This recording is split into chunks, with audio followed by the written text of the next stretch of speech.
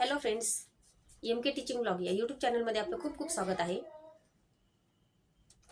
तुम्ही पाहिल्यानुसार आपण बघू शकतो की आपल्याला टेट टीचर इलिजिबिलिटी टेटचा अभ्यासक्रम आणि त्यांचा काय काय त्याच्यामध्ये पॉईंट आहेत तर ते सर्व आपल्याला पाहायचंय. तर बघा, लक्ष द्या. आपल्याला त्याच्यामध्ये टेटची जी एक्झाम आहे तर त्याचं नोटिफिकेशन आउट झालेले विद्यार्थ्यांनो 10 नोव्हेंबरला एक्झाम आहे. किती? 10 नोव्हेंबरला. तुम्हाला तर माहित असेल टेटची एक्झाम ही थोडीशी टफ लेवलमध्येच असते, त्याच्यामुळे त्याचा अभ्यास करायला लगेच तरी लागणं खूप आवश्यक आहे. कारण की तुम्हाला माहिती आहे टेट एकतर गव्हर्नमेंट लवकर एक तर घेतच नाही. एका वर्षामध्ये दोनदा घ्यायचं त्यांचा GR आहे, परंतु ते काही तसं करत नाहीत. पण आता 10 नोव्हेंबरला आलेली आहे, तर त्याचा आपल्याला फॉर्म वगैरे कसा फिलअप करायचा, किती फीस आहे, हे सर्व काही डिटेलमध्ये पाहायचंय. त्यांचा सिलेबस पण आपण टेटचा पाहणार आहोत. तर बघू शकता आपण टेटची जी एक्झाम आहे तर ती 10 नोव्हेंबरला आहे. आणि बघा आता त्याच्यासाठी काय काय लागणार आहे, एज्युकेशनल क्वालिफिकेशन काय आहे, त्यांचं फॉर्म भरण्यासाठी फीस किती आहे, असं सर्व गोष्टी आपण पाहणार आहे. तर बघा आता ज्यांचं फक्त आता कोण टेट देणार आहे तर टेटसाठी 2 फॉर्म आहेत. पेपर 1 आणि पेपर 2 असे 2 पेपर आहेत, पेपर 1 आणि पेपर 2. तर कोण देऊ शकते? ज्यांचं डीएड कम्प्लीट आहे किंवा लास्ट इयरला आहेत तर ते सुद्धा पेपर 1 देऊ शकतात.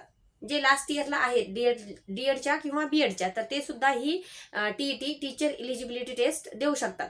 ठीक आहे. तर पेपर 1 जर द्यायचा असेल तर तुमचं डीएड लास्ट म्हणजे तुम्ही फायनलला पाहिजेत किंवा मग कम्प्लीट झालेलं पाहिजे. ठीक आहे. आणि जर तुम्हाला पेपर 2 द्यायचा असेल तर तुमचं बीएड कम्प्लीट पाहिजे. पेपर 2 साठी काय? बीएड कम्प्लीट पाहिजे. म्हणजे पेपर 1 जो असतो तो 1ली ते 5वी म्हणजे प्राथमिकसाठी असतो, आणि 6वी ते 8वीला जे आहे तर ते बीएडचा पेपर 2 असतो.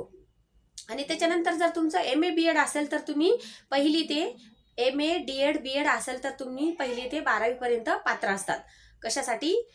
TAIT TAT साठी. बरोबर आहे. तर बघा आता त्याच्यासाठी जी टीईटी एक्झाम आहे तर त्याच्यामध्ये आपल्याला सांगितलेलं आहे की एज्युकेशनल क्वालिफिकेशन आपलं काय आहे तर ते मी तुम्हाला सांगितलेलं आहे. डीएड जर असेल तर पेपर 1 देऊ शकतो आणि बीएड असेल तर पेपर 2 आपण देऊ शकतो. आता ऍप्लिकेशनची फीस किती आहे?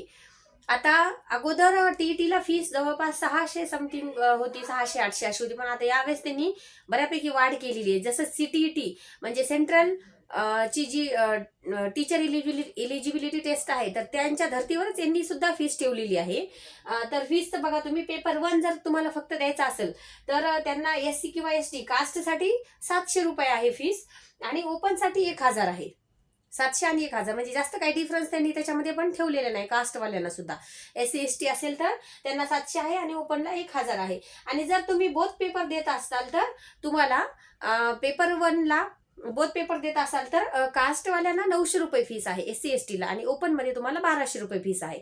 म्हणजे आपण ओपन मधूनच फॉर्म जरी तुम्ही कास्ट मधून फॉर्म भरत असाल तर तुम्ही हे लक्षात ठेवा की EWS मधून जर फॉर्म भरत असाल तर तुम्हाला आपण जे ही फॉर्मची डेट आहे तर त्या डेट मधलंच EWS लागत असते. ह्या डेटच्या नंतर म्हणजे डेट आता ऍप्लिकेशनचे फॉर्म आहेत तर जे चालू झालेले आहेत कधीपासून 9 सप्टेंबर ते 30 सप्टेंबर पर्यंत आहेत. तर 9 सप्टेंबर पासून चालू झालेले आहेत तर लास्ट डेट आहे 30 सप्टेंबर. तर त्यासाठी तुम्हाला जर तुम्ही EWS मधून किंवा SCBC मधून फॉर्म भरत असाल तर तुम्हाला ते जे EWS किंवा SCBC आहे तर 30 सप्टेंबरच्या अगोदरच काढलेलं ते तुम्हाला लागेल. त्याच्यानंतर काढलेलं तुम्हाला जमणार नाही. आणि तुम्ही जर ओपन मधून भरत असाल तर त्याला काही प्रॉब्लेम नाही. तर बघू शकता आपण IMP डॉक्युमेंट त्याच्यासाठी कोणते कोणते लागतात फॉर्म भरायला. जर तुम्ही टीईटीचा फॉर्म भरला नसेल तर तुम्ही लवकरात लवकर भरा, कारण की परत नंतर त्या लिंकला पण प्रॉब्लेम येतात, मग परत डेट वाढून द्या आणि हे प्रोसेस चालूच राहते. त्याच्यापेक्षा आपलं लवकर भरून घेतलेलं कितीही चांगलं आहे. IMP डॉक्युमेंट्स बघा, 10वी-12वीचं बोर्ड सर्टिफिकेट लागेल आपल्याला, ग्रॅज्युएशनचं एक लागेल. जर तुम्ही बोथ पेपर भरत असाल तर ग्रॅज्युएशनचं पण मार्कशीट लागेल. त्याच्यानंतर डीएड पहिला बोथ पेपर भरत असाल तर डीएड आणि बीएडची मार्कशीट लागेल तुम्हाला. त्याच्यानंतर आधार कार्ड आणि साईनसाठी फोटो ID प्रूफ वगैरे या सर्व गोष्टी तुम्हाला फॉर्म भरण्यासाठी लागतील. तर हेच बघता टीईटीचं तर आपला झाला. आता एक्झाम आहे 10 नोव्हेंबरला. किती 10 नोव्हेंबरला. म्हणजे बघा आता टायमिंग किती कमी बाकी आहे आपल्यासाठी. आणि टीईटी एक्झाम ही बऱ्यापैकी टफेस्ट एक्झाम आहे, लक्षात ठेवा तुम्ही. कारण की अभ्यास करायला बऱ्यापैकी त्याला विषय सब्जेक्ट आपल्याला कव्हर करावं लागतात, तरच ते पेपर 90 मार्क पण कव्हर व्हायला बऱ्यापैकी अभ्यास करावा लागते. म्हणजे सहजासहजी 90 मार्कापर्यंत आपल्याला येणं हे थोडंसं कठीण आहे. म्हणून तुम्ही बऱ्यापैकी अभ्यास चालू करा आताच. आणि हा खूप गोल्डन चान्स आहे टीईटीचा सुद्धा, की कारण की ह्या टीईटीच्या नंतर जानेवारीमध्ये म्हणजे गव्हर्नमेंटनं म्हणजे रोडमॅपच सादर केलेला आहे कोर्टामध्ये. त्याच्यामुळे त्यांना जानेवारीमध्ये किंवा फेबमध्ये TAIT टॅट घेणं आहे. त्याच्यामुळे तुम्ही ही टेट लवकरात लवकर चांगल्या म्हणजे ओपनच्या मार्कमधून क्लिअर करणं खूप आवश्यक असणार आहे. आणि तुम्हाला ओपन मधून जर म्हणजे पास व्हायचं असेल तर तुम्हाला 90 किंवा 90+ मार्क लागतात. आणि जर तुम्हाला कास्ट मधून पास व्हायचं असेल तर 83 किंवा 83+ मार्क लागतात. तर अशा पद्धतीने आपण जास्तीत जास्त ओपन मधून क्लिअर व्हायचा प्रयत्न करा, कारण की सर्वात जास्त जागा ओपन मधून येत असतात. म्हणून ओपन मधून जर आपण CTET पास असेल तर, कारण की तुम्ही पाहिलं का लास्ट टाइमला ह्या 2022च्या TAIT टॅटला काय केलं त्यांनी, जे मुलं कास्ट मधून TET किंवा CTET पास होते म्हणजे 83 मार्काने, तर त्यांना ओपन मधून चान्स दिला नाही त्यांना ओपन मधून चान्स. त्यांना फक्त कास्ट मधूनच चान्स दिला. म्हणजे त्यांनी त्यांची जी जागा आहे त्यांची जागा फक्त कास्ट मधूनच गृहीत धरली, त्यांना ओपन मध्ये गृहीतच धरलं नाही. त्यामुळं आपल्याला ही पण एक्झाम आता TET जी आहे, तर जेही कास्ट मधून पास झालेत आणि ज्यांचा आणखी टॅट मध्ये काही झालेलं नाही, त्यांना नेक्स्ट टॅट द्यायची आहे, तर त्यांनी सुद्धा फॉर्म भरणं आवश्यक आहे आणि ओपन मधून काढणं आवश्यक आहे. कारण की ओपन मध्ये जागा जास्त असतात आणि त्याच्यातूनच लागायचे चान्सेस सुद्धा जास्त असतात. म्हणून आपण टेट ही ओपन मध्ये क्लिअर होणं म्हणजे 90+ मार्क घेणं हे खूप आवश्यक आहे, अत्यावश्यक आहे. आणि याचबरोबर मी आपल्याला सांगू इच्छिते की टेट बरोबरच CTET म्हणजे सेंट्रल टीचर इलिजिबिलिटी टेस्ट, त्याचं सुद्धा नोटिफिकेशन आउट झालेलं आहे. ती सुद्धा एक्झाम ही नोव्हेंबरमध्ये आहे आणि ती लगेच डिसेंबरच्या फर्स्ट वीकमध्ये आहे.